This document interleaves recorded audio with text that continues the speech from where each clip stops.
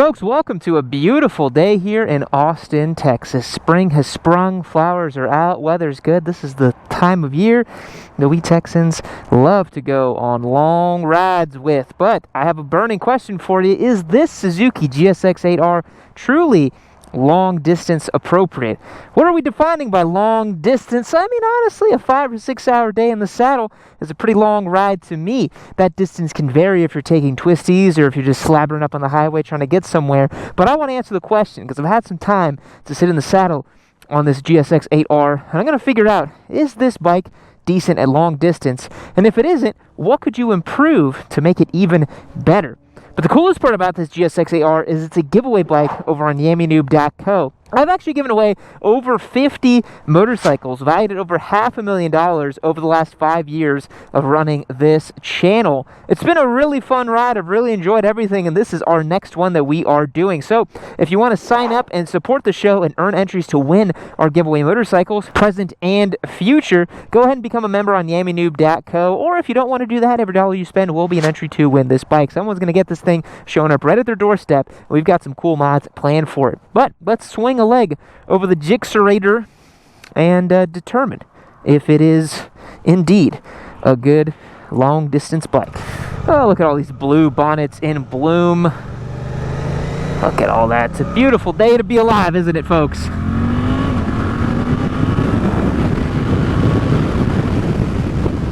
The first thing the GSX-8R has going for it as a long distance bike, in my humble opinion, is that its ergonomics package is just right, man.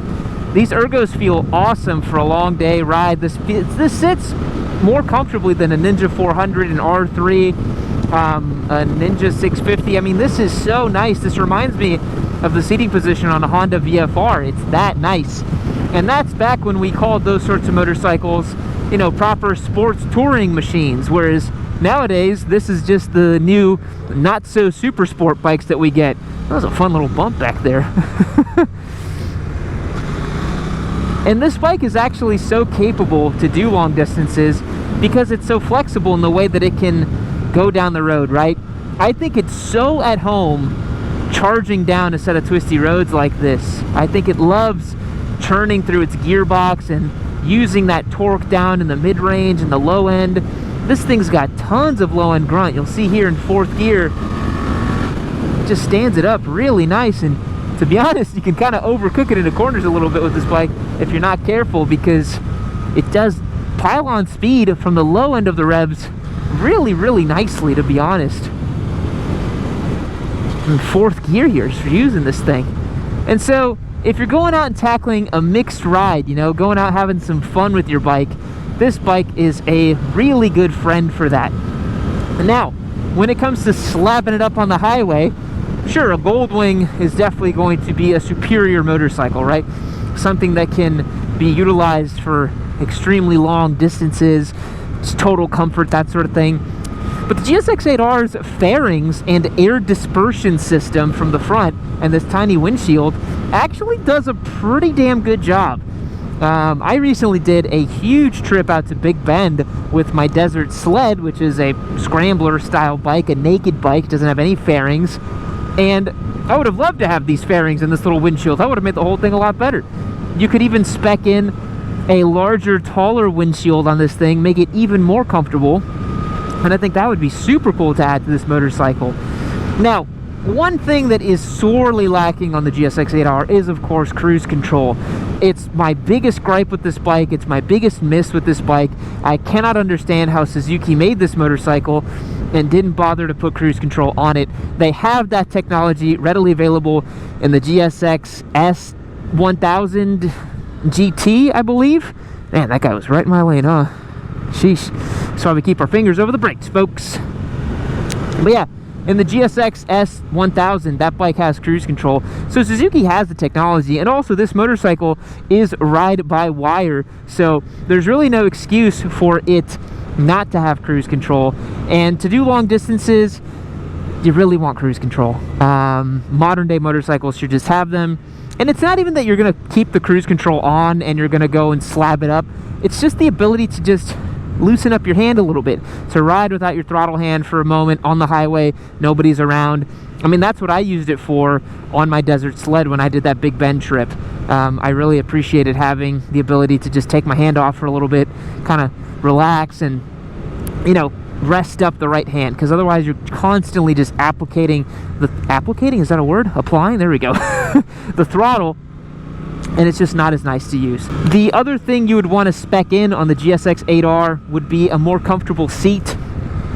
I've seldom ridden a motorcycle that is comfortable for more than 3 hours to ride. There are, of course, things like the BMW GS and some of those much more touring-capable motorcycles that right out of the box, I mean, a Honda Goldwing, super comfortable. But most stock motorcycle seats kind of suck. And they're usually good for like 3 hours of riding.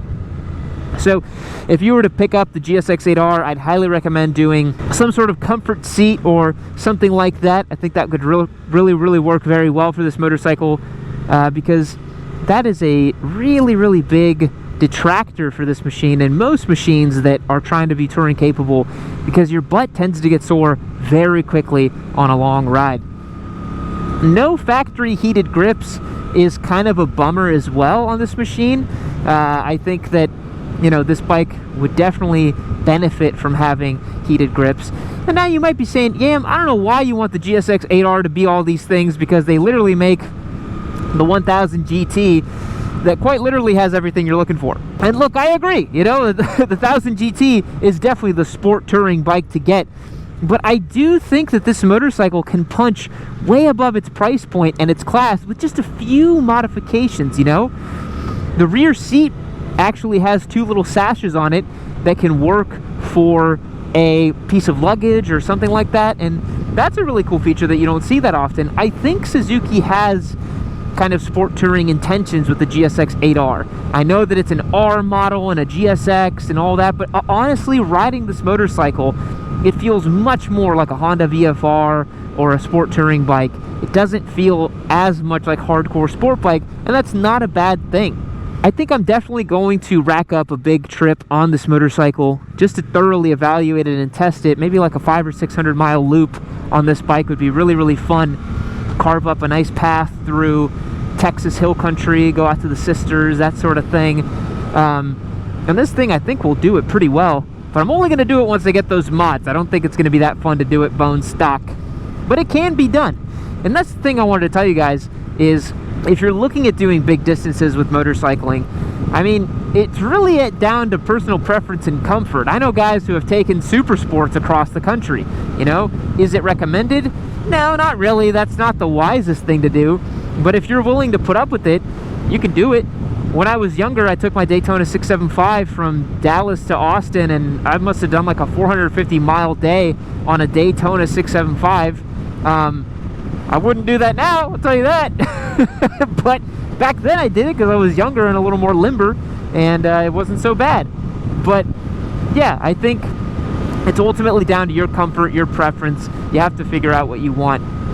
I think you could definitely put on a pair of wind guards on this motorcycle too. It might look a little silly, but those definitely help for the comfort on the hands if you're doing long distance and you're doing some colder climate sort of things. And to be honest, the way that the passenger pegs are set up and the way that the rear seat has that little sash, I think you could set up some luggage pretty easily on this motorcycle. I don't think it would be that bad.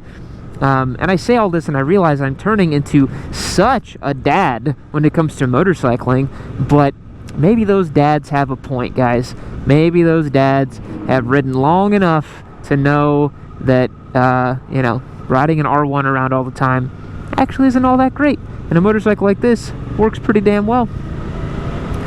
But yeah, this motorcycle's ergonomics and the way that it makes power really lends itself to being a street bike. It is such a street bike, you know.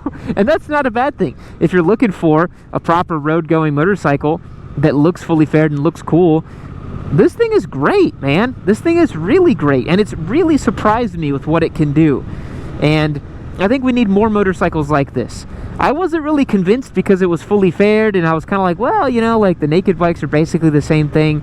And they are, but there's something about having the full fairings and having it look like a real sport bike and having just that little bit extra sportiness that makes this thing quite charming, quite enticing, and quite fun. So of course, when it comes to tackling big distances, people want to talk about the fuel economy and the size of the fuel tank. I swear, it's almost like these people are, the conversations remind me of people measuring their genitalia. It's just like, how big's your fuel tank? I could do 250 miles of range. It's like, God, this is a very uninteresting conversation to talk about. But people really like talking about fuel and fuel range and that sort of thing. The Suzuki has a 3.7 gallon tank, and from what I've seen, can get around 42 miles to the gallon riding relatively aggressively. You could probably stretch that to 45 or 50. So realistically, you're talking about a motorcycle that's going to get between 120 to 150 miles to a tank. Having done a big trip somewhat recently, I will say that is reasonable, but it might leave you a little bit anxious. And you might want to bring some spare fuel on the GSX-8R just as an insurance policy. I did something similar with the Desert Sled when I took my Big Bend trip. I actually rode with a little Rotopax, and I had everything ready to go just in case I ran out of fuel or I was somewhere without any service. I could extend my range by a good 40 miles and hopefully make it to some town that had fuel. So you may have to do that with the GSX-8R. I think that 150-ish miles of range is not exactly touring friendly, but if you plan correctly, it shouldn't be an issue. Yes, you're gonna have to stop a few more times. Like, for example, if you were to do a 500-mile day, which is quite frankly a pretty big day on the bike. You do 500 miles, if you're stopping every 150 miles or so, you have to stop 3 times, 4 times, so you have to stop 4 times, right? Whereas if you had a bike that could, crush out a 200 plus mile range, you still have to stop 3 times, so you're stopping 1 extra time with something like a GSX-8R. So I think it's still reasonable to do longer distances with this bike. But it really does cut such a beautiful balance between sporty and aggressive, and if looks are important to you, this thing does look the business. This looks like a Gixxer, it looks like a sport bike. It looks like it could do some damage. And I know for a lot of people that's really important, myself included. I love the way a motorcycle looks. It's got to have that look back factor, and this thing has like this, I don't know, it feels like my buddy. It just feels like a nice buddy that you can count on, and it just feels like a playful little dog that is like your friendly little companion on your journey, and it's so willing to do whatever you want it to do. If you want it to just slap up highway miles, it'll do that. If you want it to go and obliterate a twisty road, God willing, you can do it too. And that to me is what a touring bike should be. It shouldn't be something that's just simply good at slapping it up for thousands of miles, because quite frankly, that sort of riding is extremely boring to me. When I did my trip out to Big Bend, I actually incorporate, can I do a footless stop here? No, I gotta put my foot down. When I did my trip out to Big Bend, I explicitly avoided highways. I took all the twistiest back road ways to get to Alpine, which is a city about 80 miles north of Big Bend, where I did some riding and stuff. It took way longer to get there than it should have, right? This place was about 440 miles away from where I live. It took me 10 hours to get there. But I had so much more fun taking the beaten path and, taking those back roads and some of those twistier roads. It was so much more enjoyable to do that than it was to just sit on I-10, and just slab it up. But sometimes on a motorcycle trip, if you're trying to get somewhere more efficiently, it does make sense to, simply take the interstate route and just sit there until you get there. But truthfully, if you're going to do that, if you're trying to be most efficient, doesn't it make sense to just trailer your bike there and then ride it there? Or maybe just fly there and then rent a bike? If you're trying to be as efficient as possible, right? I think you should just fly and then rent the bike. But if you're trying to actually enjoy the motorcycling trip to your destination, I think you should avoid big highways. It doesn't really make sense, and it's, for me, the least interesting part of riding a motorcycle is just sitting on a highway. I love challenging roads and undulating terrain and changing conditions, because that gets me to be focused and be in the zone. I really like that kind of riding. And for that kind of riding, I think the GSX-8R is awesome for that. Small features too, this bike has the ability to pop in a stem mount like I have here with this rock form mount. You can then slide on your phone and you have easy access to navigation. The tank is metal right here, which is super nice, and so a tank pad would fit very nicely, just magnetizes straight to it. That's also a really nice feature. So I think that combination would work super well for doing some longer mileage. And truthfully, speaking of longer mileage, I am going to flip around because I'm riding right into a bunch of rain over there, and I just don't feel like doing that. Just gonna pop a U-ey, go back to where it's sunny. How about that?